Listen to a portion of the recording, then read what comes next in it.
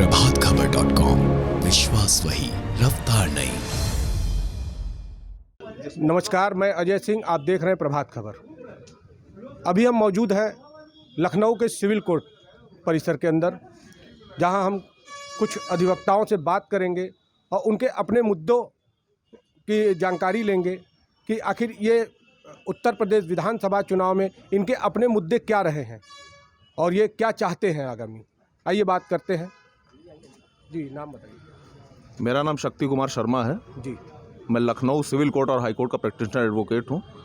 अभी तक जो भी सरकारें आई हैं, चाहे वो पहले की सरकारें रही हों या वर्तमान सरकार हो, उसने केवल और केवल अधिवक्ताओं के साथ छल किया है। उनको एक लॉलीपॉप हमेशा दी गई है। जो अधिवक्ताओं का सबसे बड़ा मुद्दा है, जो सबसे जटिल मुद्दा है और सबसे ज़रूरी मुद्दा है, वो है एडवोकेट प्रोटेक्शन बिल का। क्योंकि हम लोग इतना रिस्की पेशा हम लोगों का, हम लोग सुबह से शाम तक लोगों को न्याय दिलाने के लिए लड़ते हैं, लेकिन स्वयं अपनी रक्षा नहीं कर पा रहे हैं और सरकार हम लोगों के हितों के लिए किसी भी प्रकार का कोई प्रबंध नहीं करती है।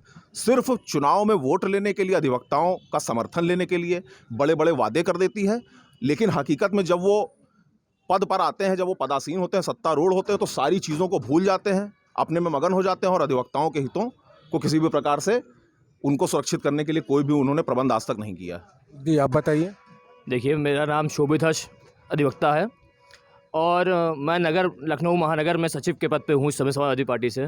जैसे बड़े भाई ने बताया कि कोई सरकार कुछ नहीं करती है और सब केवल लॉलीपॉप देती है, भाई का कहना बिल्कुल सही है। मगर एक लौती सरकार केवल समाजवादी पार्टी की सरकार है, जिसने अधिवक्ताओं के लिए सोचा, समझा और अधिवक्ताओं के लिए इतना अच्छा एक उच्च न्यायालय बना के दिया है। ये समाजवादी सरकार में ही आया है।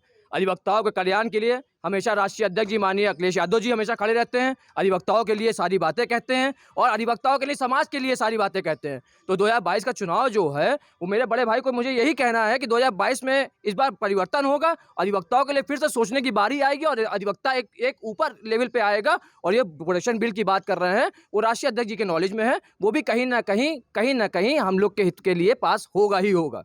महिलाओं के लिए इस गवर्नमेंट ने क्या किया? जहाँ तक तो देखें, हम कोर्ट में रहते हैं। कोर्ट में किसी भी प्रकार की ना ही कोई सुविधा है, ना ही कोई सुरक्षा है। हम लोग आते जाते हैं, आने जाने में भी, ना बैठने में, मतलब कोई भी किसी भी कार्य को हमने नहीं देखा है कि कोई भी कार्य ऐसा हो जो महिलाओं के हित के लिए बना हो।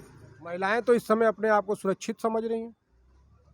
आपने भी देखा होगा कितने सारे कांड हुए हैं, कहाँ से महिलाएं सुरक्षित हैं।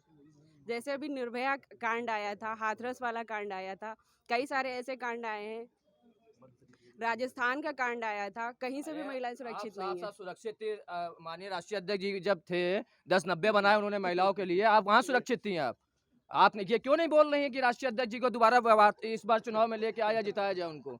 आप सुरक्षित उस सरकार में थी, सुरक्षित इस सरकार में आप है ही नहीं बिल्कुल एकदम। आप ये साफ कहिए, आप अपनी बात कहिए ना। अधिवक्ताओं के अपने मुद्दे क्या है? देखिए, हम लोग का तो मुद्दा सबसे प्रबल यही है कि एडवोकेट प्रोटेक्शन एक्ट लागू हो। हम लोग का पेशा बहुत ही रिस्की है। किसी को न्याय दिलाओ, विपक्षी पार्टी हमेशा हम लोग से दुश्मनी कर लेती है। दूसरी बात, अब आप कोई हम लोग की मिनिमम वेजेस है नहीं, जो है क्लाइंट ओरिएंटेड काम है। अब बाकी आप न्यायालय परिसर में देख लीजिए, सफाई नहीं होती सही से, कर्मचारी कभी स्ट्राइक कर ले रहे हैं, आए दिन कुछ न कुछ होता चला जा रहा है। कोर्ट परिसर के अंदर कभी कभी अस्त्र जा रहे हैं, कभी बम ब्लास्ट हो जाता है। हम लोग कैसे अपने आप को हम लोग महफूज से सुरक्षा को आप किस दृष्टि से ले रहे हैं? देखिए, सुरक्षा तो अति आवश्यक है भाई। संविधान में भी सबसे बड़ी तो सुरक्षा ही हमारी आवश्यकता है। ये तो प्रशासन की जिम्मेदारी है। तो जो भी सरकार आए, हमारी उनसे यही अपेक्षाएं हैं कि खास करके सामान्य वर्ग के लिए भी और विशेषतः हम अधिवक्ता वर्ग के लिए भी सुरक्षा की दृष्टि से कुछ न कुछ महत्वपूर्ण कदम जरूर उठाए, जरूर विचार करें। जी, बेरोजगारी पर कुछ कहेंगे? देखिए, ऐसा है कि बेरोजगारी तो हर जगह है और इसका सबसे बड़ा उदाहरण है बढ़ता हुआ समाज में अपराध। अपराध तभी बढ़ेगा जब बेरोजगारी होगी, लूटमार तभी बढ़ेगी जब आदमी 10 मिनट के अंदर करोड़पति होने के लिए सोचेगा, क्योंकि उसके पास आय का कोई साधन नहीं है। सबसे बड़ी बात यह है कि इस सरकार की सबसे बड़ी फेल्योरिटी हमको ये लग रही है अभी तक, जो भी व्यू आ रहे हैं उस हिसाब से, जो समाज के अंदर जो रोष व्याप्त है वो ये है कि आप किसी भी कार्यालय चले जाएं, अगर वो सरकारी कार्यालय है, वो पुलिस थाना हो, नगर निगम हो, किसी भी प्रकार का अगर जो सरकारी कोई संस्थान है, आप चिल्ला के मर जाएंगे, आपकी सुनवाई करने वाला कोई नहीं, एक्शन लेने वाला कोई नहीं। पिछली सरकारों में कम से कम ये स्थिति थी कि आप कहीं जाते थे, किसी भी माध्यम से अपनी बात कहते थे, तो कोई ना कोई ऊपरी सोर्स के माध्यम से किसी न किसी जरिए से कम अपनी बात हम कहते थे तो कोई ना कोई काम हो जाता था। लेकिन अभी तक इस सरकार में इस तरीके का कोई भी वो नहीं है और इसीलिए कचहरी वादकारियों से भरी पड़ी है। लेकिन कचहरी की स्थिति ये है, आप अंदर जाके देख लीजिए, पूरे शहर में आपको भीड़ दिखेगी, आदमी हर जगह झुंड बना के खड़ा है, नेता रैली कर रहे हैं, सभाएं कर रहे हैं। लेकिन कचहरी के अंदर आप चले जाएंगे तो यहाँ पे कोरोना पूरा का पूरा कचहरी के ऊपर लागू कर दिया सरकार ने। कोई काम नहीं हो रहा है। जो वकील यहाँ पे जो जूनियर अधिवक्ता है, जिनके पास आय का कोई मजबूत स्रोत नहीं, जो हित प्रभावित हो गए, वो लोग घर का पैसा लगाकर आते हैं और अपने पैसे से ही वापस घर लौटना उनको पड़ता है। तो किसी प्रकार का कोई भी रिलीफ सरकार की तरफ से तो किसी प्रकार से दिया ही नहीं जा रहा है। बार काउंसिल द्वारा अपने किन किन बिंदुओं पर सरकार से देखिए, मांग की है? बार काउंसिल समय समय पर उचित मांगे करती रही है, लेकिन मसला ये है कि उसको पास कौन करेगा बिल को। तो बार काउंसिल ने हमेशा अधिवक्ताओं के हित के लिए कुछ ना कुछ प्रपोजल दिए, लेकिन उनको जस्टिफाइड तरीके से लागू करने का काम सरकार का है। अब वो सरकार केवल जब बार काउंसिल प्रस्ताव देती है तो लोगों के वोट बटोरने के लिए हाँ कर देती है, लेकिन जब सरकार सत्तारूढ़ होती है तो ये भूल जाती है कि हमने क्या वादे किए थे। ये मेन मामला है।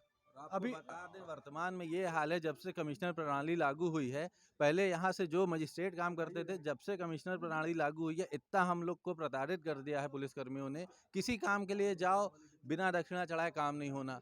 1-2 दिन का काम है, आपको वो 10 दिन दौड़ाएंगे। पता नहीं क्यों, हम लोग से क्या चिढ़ है।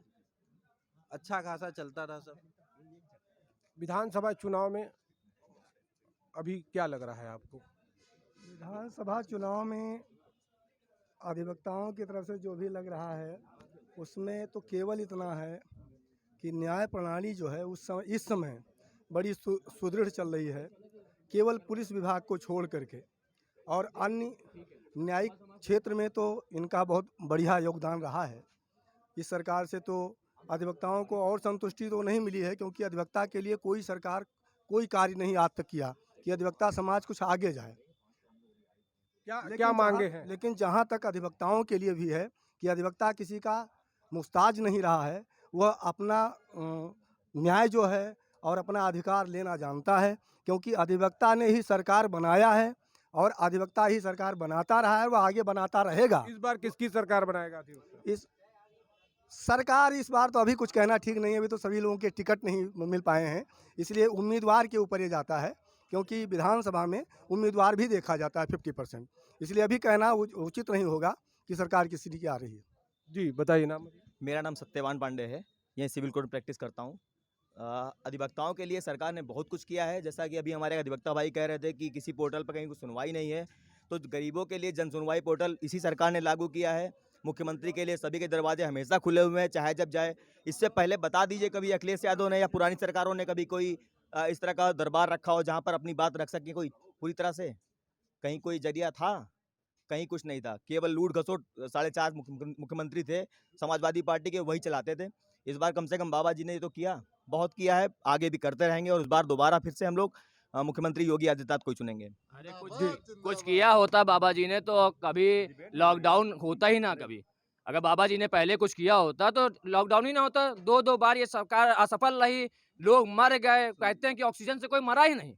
इतना झूठ और फरेब इस सरकार में है, इतना झूठ बोलते हैं। जिसका जन सुनवाई पोर्टल में अधिकारी जो रिपोर्टें लगाते हैं, कभी वास्तविकता देखिए आप वास्तविकता देखिए, कहीं कोई सुनवाई नहीं है। भगा दिए जाते जन सुनवाई से लोग कि यहाँ क्या करने आए हो। वास्तविकता से अवगत होइए पहले आप। और कोई डेवलपमेंट नहीं हुआ। डेवलपमेंट के नाम पे क्या है? अरे हम राष्ट्रीय अध्यक्ष जी होते, अगर अखिलेश यादव जी होते तो हम गोमती नगर में अभी तक हम देख रहे होते मेट्रो। आपने मेट्रो काम ही नहीं आगे चला पाए। कहाँ गड्ढे का प्रदेश बन गया उत्तर प्रदेश, हत्यारों का प्रदेश बन गया उत्तर प्रदेश। इतनी हत्याएं हो गई, इतने मुकदमे लिख लिए गए लोगों के ऊपर, जिसका कोई जवाब नहीं है। महिलाएं असुरक्षित है। कोई भी कांड देख लीजिए आप तो इसी फील्ड से जुड़े हुए हैं, आप तो सब जानते हैं। आपके सामने क्या है? क्या ग्राफ कम हुआ? ग्राफ बढ़ा। क्राइम का ग्राफ बढ़ा है, केवल कम नहीं हुआ। कमिश्नरेट प्रणाली यहाँ कर दी, 133 और 145 के मुकदमे सब वहाँ न्यायालय में भेज दिए, कुछ प्रोसीडिंग ही नहीं पता किसी को। तो ये डेवलपमेंट, ऐसा डेवलपमेंट तो डेवलपमेंट होता नहीं। राष्ट्रीय अध्यक्ष जी को देखिए 1090 बनवाए, 112 डायल गाड़ियां दी गई पुलिस वालों को, क्या नहीं किया? आप उच्च न्यायालय अपना देख लीजिए। फिर से मैं एक बार कहूंगा, आप उच्च न्यायालय देखिए। कमिश्नरेट से आप असंतुष्ट हैं? बिल्कुल असंतुष्ट हैं। हत्याएं, लूट, डकैती, व्यापारी लूटे जाते हैं, सब असुरक्षित हैं। महिलाएं असुरक्षित, बच्चे असुरक्षित, हम लोग असुरक्षित, सब लोग। कोई है ही नहीं, कोई सुनने वाला, कोई सुनवाई वाला नहीं है। इनके कहने का मतलब है कि लूट हत्या और जो भी अपराध हैं सब इसी सरकार में बढ़ गए हैं, और कोरोना को लाने वाले योगी आदित्यनाथ हैं। तो क्या कोरोना का जो कहर है वो खाली यूपी में ही है, बाकी कहीं नहीं है। और इस दूसरी बात भाई कह रहे हैं कि डेवलपमेंट सारा इन्होंने किया है। डेवलपमेंट इतना ज़्यादा कर दिया अखिलेश यादव ने कि इनके चाचा को दूसरा दल बनाना पड़ा। अपने पास रखा धन संभाल ही नहीं पाया, दूसरी पार्टी में ले जाके वहाँ समाहित किया। ठीक है, अपने पिताजी के हाथ से माइक छीन लिया, इतने अच्छे मुख्यमंत्री हमारे। और आप पत्रकारों के लिए भी भाई साहब कुछ दिन पहले ही कहा गया है योगी माननीय अखिलेश यादव जी ने कि ये मीडिया और जो आजकल चली है मोबाइल वाली मीडिया, इनसे थोड़ा पीछे हो जाइए, ये कुछ सुना नहीं पाते हैं, दलाली करते हैं। हमने भी सुना है इसको। अब ये कहना भाई के लिए ये टिप्पणी करना, तो आप देखिए जहाँ देखेंगे डेवलपमेंट पाएंगे। रिवर फ्रंट देख लीजिए, आप मुद्दों पे बात नहीं करेंगे, आप केवल गुमराह करेंगे, आप मुद्दों पे बात नहीं करेंगे, केवल गुमराह करते हैं भैया। ये लोग केवल गुमराह करते हैं, लोगों को बताते हैं कि गुमराह करते हैं भैया लोगों को। क्या कुछ किया? कुछ नहीं किया आपने। आप एक बता दीजिए, कोई एक प्रोजेक्ट आपका अपना लाया हुआ जो एग्जीक्यूट हो गया हो।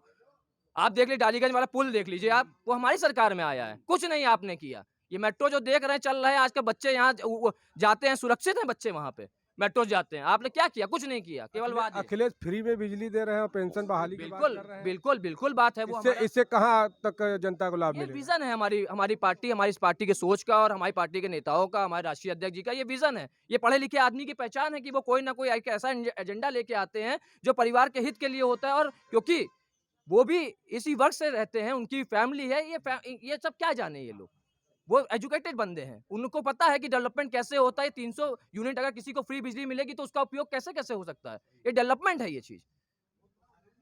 ये चुनाव आते ही कहीं ना कहीं हिंदू मुस्लिम शुरू हो जाते हैं। देखिए ऐसा है ना, ये तो केवल फर्जीफिकेशन है, इसको एक ही लैंग्वेज है इसकी, फर्जीफिकेशन। कहीं कोई हिंदू मुसलमान जैसी कोई बात नहीं है। केवल सरकार का एक काम है धार्मिक मामलों को उछाल करके और लोगों को वर्गों में बांट करके अपने वोट को सेकना, केवल इतनी सी बात है। कहीं कोई सरकार आ जाए, ना कोई हिंदू किसी मुस्लिम के घर में एक बोरी गेहूं फ्री में गिराने जाता है, ना कोई मुस्लिम किसी हिंदू घर में गिराने जाता है। और इतना तो हर सरकार करती है कि जब वो सत्तारूढ़ होती है तो वो 5 किलो गेहूं, 2 किलो चावल, वो सारी सरकारें बांटती हैं। वो समय समय पर जब मौके आते हैं तो ऐसा नहीं है कि कोई समाजवादी पार्टी आएगी तो नहीं बांटेगी, या कोई और पार्टी आएगी तो नहीं बांटेगी। वो जो एक पैरामीटर चला आ रहा है वो एक पैरामीटर है। ये हिंदू मुस्लिम जैसा कुछ नहीं। हम लोग यहाँ रहते हैं, हमारे साथ हमारे मुस्लिम भाई भी रहते हैं, हिंदू भी रहते हैं, हम लोग सब मिलजुल कर रहते हैं। ऐसा कुछ नहीं है। केवल और केवल टीआरपी बढ़ाने का, किसी तरीके से वोट को उछालने का, लोगों को वर्गों में बांट करके अपनी पार्टी को सपोर्ट करवाने का एक जरिया। ऐसा कहीं कुछ वास्तव में है नहीं। अखिलेश कहते हैं कि बीजेपी में सभी जो अपराधी प्रवृत्ति के हैं। अभी पुरानी अखिलेश यादव जी की लिस्ट जो आई थी प्रत्याशियों की, उसको देख लीजिए, उससे क्लियर हो जाएगा आपको कि उसमें कितने अपराधी हैं और कितने साफ सुथरी छवि के लोग हैं। और ये जो फ्री बिजली का एक नया सिगुफा छोड़ा है अखिलेश यादव ने, 2017 के पहले इनकी सरकार थी तो इन्होंने कितनी कब फ्री बिजली बांटी थी लोगों को। इस बार जब कहीं कुछ नहीं मिल रहा है तो कभी फ्री बिजली बांट रहे हैं, कभी अनाज की पोटली लेके घूम रहे हैं, कभी पता नहीं कहाँ से मरे हुए सांप लटकाए ले रहे हैं। तो खैर इनका काम है, करने दीजिए। आ रही है केवल भाजपा। देखिए, आप अपराध को आप किस पैरामीटर से तौलते हैं? अपराधी कौन होता है बताइए? ऐसा कोई नेता बता दीजिए जिसने संघर्ष किया हो और उसके ऊपर मुकदमे ना लिखे हों। कोई आपको बता दिए। और एक सिस्टम हमेशा से चला आ रहा है, जिसकी सरकार रहेगी वो विपक्षी पार्टी के नेताओं पर मुकदमा भी लिखाएगा, उनको बंद भी करेगा, उन पे चार्जेस भी लगाएगा। अब जैसे आप जरा छोटा सा मामला ले लीजिए, आप शहर में घूम लीजिए, सरकार बदलती है तो किस पर मुकदमे होंगे? सरकार बदलती है अगर तो वर्तमान सरकार के कौन कौन चिन्हित लोग हैं? वर्तमान सरकार में ये कोई चिन्हित थोड़ी है। कोई हम किसी आपकी नजर है। देखिए ऐसा है कि मैं पर्टिकुलर किसी पार्टी का तो कोई सदस्य हूं नहीं। आप बताएंगे। देखिए, जैसे बड़े भाई ने एक बहुत अच्छे एजेंडे की बात यदि कही। आपकी सरकार आ जाती है तो कौन कौन से जो नहीं, केवल अपराधियों को ही ऊपर मुकदमे पंजीकृत होंगे। अपराधी एक बात मैं और कहना चाहूँगा, भाई ने बहुत विशेष बात करी लखनऊ शहर की। आप लखनऊ शहर में निकल के देखिए, चुनाव आयोग तो आंख मूंद के बैठ गया है। हर जगह बैनर पोस्टर लगे हुए हैं, आराम से बीजेपी वाले अपना प्रचार कर रहे हैं। कोई उसको देखने वाला नहीं है, उसके ऊपर कोई एफआईआर नहीं लिखेगा। और हम लोग कोई मीटिंग कर ले या कुछ कर ले तो तुरंत एफआईआर पंजीकृत कर लेते हैं। अब तो 1000 लोगों को लेकर नहीं, वो हो गया, मगर मैं होल्डिंग बैनर्स की बात कर रहा हूँ। आप किसी भी चौराहे पे निकल जाइए, इंदिरा नगर निकल जाइए, गोमती नगर निकल जाइए, हर जगह आप देखिए, हर जगह ये कह रहे हैं कि हम ही आएंगे। बड़े बड़े बैनर लगे हैं, चुनाव आयोग इसको संज्ञान नहीं ले सकता है, नहीं ले रहा, क्योंकि सरकार वर्तमान में यहाँ पे भी उनकी है और वहाँ पे भी उनकी है, कहाँ सुनवाई होगी। आपने देखा, अधिवक्ताओं की बात सुनी, इनका अहम मुद्दा रहा कि इनको खुद को लेकर, प्रोटेक्शन को लेकर ये लोग बहुत परेशान हैं। ऐसे ऐसे केसेस आते हैं इनके बीच जिसको लेकर ये कहीं ना कहीं डरे और सहमे रहते हैं। प्रभातखबर.com, विश्वास वही, रफ्तार नहीं।